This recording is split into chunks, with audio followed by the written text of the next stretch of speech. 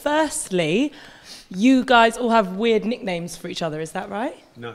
Oh, brilliant. This is going really well. We do, but we have been called... the trouble is with the PC brigade, they don't really... Some people who are so PC, they don't really get the fact that the nicknames are pure fun, do they, Greasy Wop? They do not, no. See, Greasy Wop or out... Who have we got here sitting with us? Fat Man of Pop. Brilliant. For Mop, Fat Man of Pop. Fat Man of Pop. I am the Greasy Wop. I'm the band leader, so I'm Rick. Oh, they do call we me can't. names behind my back. Oh, really? Daisy, I Daisy think. Wakepiece is one of them. Daisy Wakepiece. Daisy Wakepiece. So I'll call you Daisy from now on. And My nickname is Cooney. what's that? Well, Dave Colhoun. try to spell my surname, you'll realise why. It's got a Okay. Q in it. And I'm new. I don't have one yet. Oh, we'll find you one. We'll find you one. No need to That's my panic. that's my oldest boy, Oliver. Yes. And trust me, throughout the years, he's had many nicknames. Oh. Hated being called Ollie, didn't you? He still hates being called Ollie, so I think won't that's... do that. So I think it's going to be Ollie. You won't get a reply. You won't get any money. How much a part of being a band is like the banter and the fun of it? Is that really something that's really important to make a band work? Remember having any fun, really? Can you remember having Very important, it really is. The banter in a band is being on the road is great fun, getting together and doing all this is great fun. And if there's no fun involved, there's no point doing it. And since he's learned English, it's been super. Really, really super. So, I'm understanding him quite well. Yeah.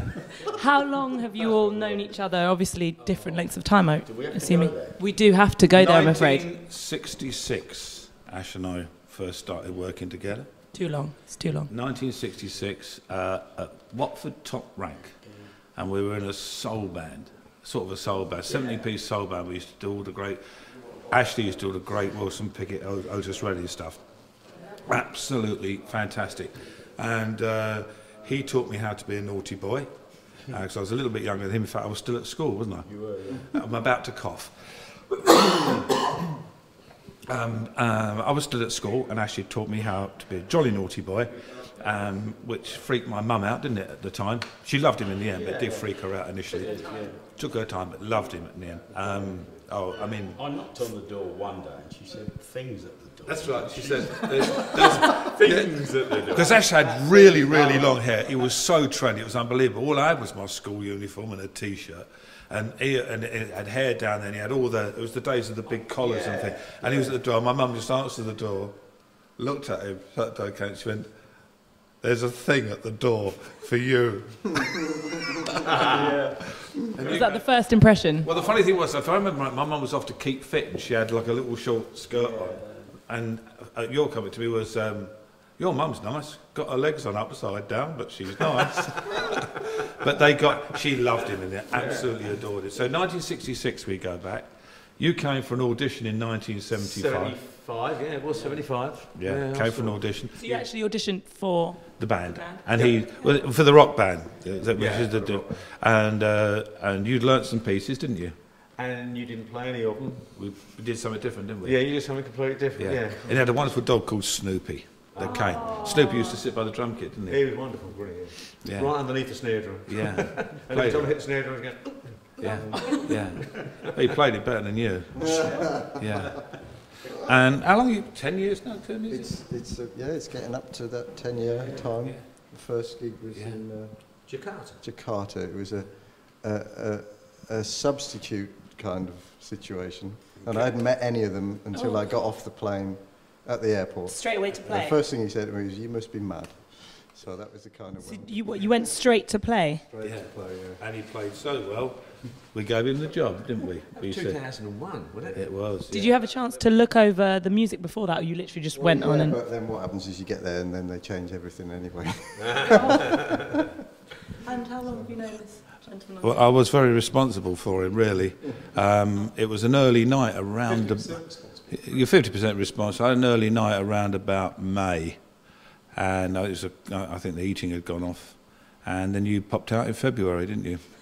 And I was on stage when he was born. Oh, really? I might even tell the story tonight about what state I was in when he was born. I heard. Yeah. Yeah. Oh. I was on stage with Yes New Sport just a few minutes before I went on stage, and they handed me a couple of bottles of champagne and a few other bits and pieces, and I don't remember an awful lot. It was... Did you announce it on stage that you just... Yeah, just before I was sick. I will tell the story tonight. It's really colourful. So for the kind of things that you guys usually do, shows that you usually do, this is the first one of its kind tonight, isn't it? Anything like that. It's the first time Oliver and I have really done a show together. We've put on the stage together when we did the Christmas shows. We did bits and pieces, but this is the first time Oliver's joined us. And most of these pieces of music, none of us have ever played before in any way, manner, fashion, or form. Did you just look at the music today, or you've had it for a while? And you kind of... At least 3 hours. There is Brilliant. There's a special way of doing it. What I do, I work it out and I send all the guys parts, and then they come to rehearsals, and I change everything. It's one of my... I don't have many joys in life, but it's one of my little fun bits of watching their little faces going to just hope and lack of hope and despair.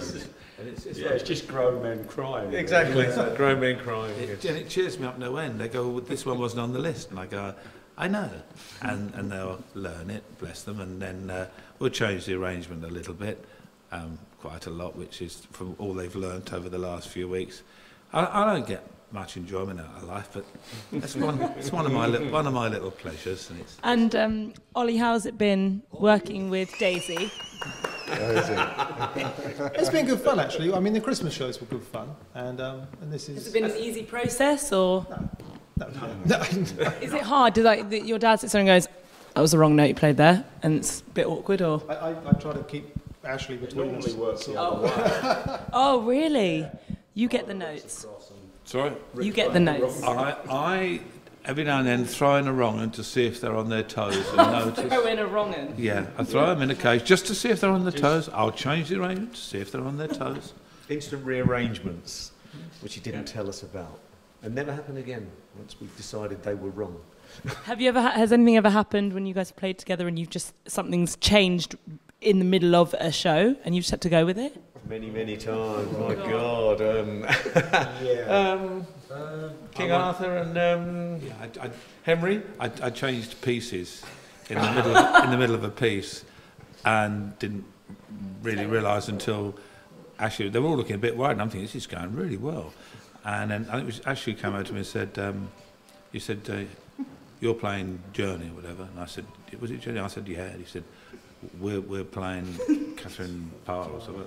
Yeah, it was Arthur and Henry, I think, or something. Arthur, it was one of the two. I was, but we solved it. They sort of followed me, and it was an interesting arrangement that I tried, and I didn't keep it in. It wasn't one to keep in, but it was. No, it was mayhem. It was. There's been one or two mayhems because when we do the rock show, which we're doing tomorrow, the prog show, that ain't easy. That really isn't easy, and everything that can go wrong, when it does go wrong, it is very, very difficult. But our bass player, who's not here, is very wise. We call him the Oracle, because he's warped. He knows everybody's parts. So when it goes very wrong, which occasionally things do happen, we all look at the Oracle, who grins for a little while and then sort of puts us all right. But again, really, that's. I know what I'm doing. I'm just seeing if they're on their toes. So, as a band, who has the biggest, not the biggest responsibility or the hardest job? I can't think of a better way to phrase it, but who holds the piece? Whereas if they change something, it completely goes. It's always the drummer. Oh, really?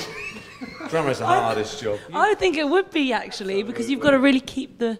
Absolutely. Keep the lot together is like really difficult. He keeps the beat. Oh, I mean, one of the things that's unique about Wop is the tempos. Yeah. I mean, he can start at a brilliant tempo and finish at a completely different one. You've noticed that, haven't you? I've heard him start a real slow feel. He's just petered out to absolutely nothing. He does a bit of work in a dance band, and the foxtrots do finish as quick steps. Brilliant. Okay. And so obviously you guys have played together before. This is one of your first times playing with this band as a whole. 10 hours in And how's good? And how's it been? That's good fun. Yeah, it's enjoyable. Is it different to what you've experienced before, or is it? It's like a longer version of the Christmas shows. Okay, so they prepared you. They put you in good stead. Yeah. And in terms of tonight as a show, it's obviously a different vibe to the big rock shows that you're doing. It's like a really intimate venue. Yeah. I mean, obviously you haven't done it yet, so I can't ask you how was it, but how's it? It went really well. I'll tell you what, we could pretend we've done it. Yeah. Sensational. They loved it. They loved it. The audience reaction was superb. I didn't put a foot wrong, a few fingers, but I didn't put a foot. Both the audience cried. This is such a lovely place. It is such a lovely venue. The only slight problem with this venue, because you only got so many amount of chairs in, I do know that there are actually more people than there are chairs tonight. So if you could just move your kit over a bit. Oh, you're going to have someone sat up behind me? Yeah. Okay. Preferably a drummer. That's unfair. Yeah. Okay, great. You want to play the drums, don't you? I do want to play drums. I'll be back up if something happens. I'll teach you. Yeah, I think I'd be really good at that. Great, brilliant. This is seriously a very unique. We've never done an unplugged. Total one-off, isn't it? And we decided, rather than do what everybody does, which is take the rock show and then just play it acoustically, we just do pieces that people never even dreamed we would do, including us. And they all have a story to them. They're not just random. They do have stories to them. And I've got to remember that this is going out live, and I may have to change one or two of the stories. It's always very easy to watch it. Yes, exactly. But we have an expression in the band, which Ashley brought into the band, which I think sums us up really, which is sometimes when things do go, confident but wrong.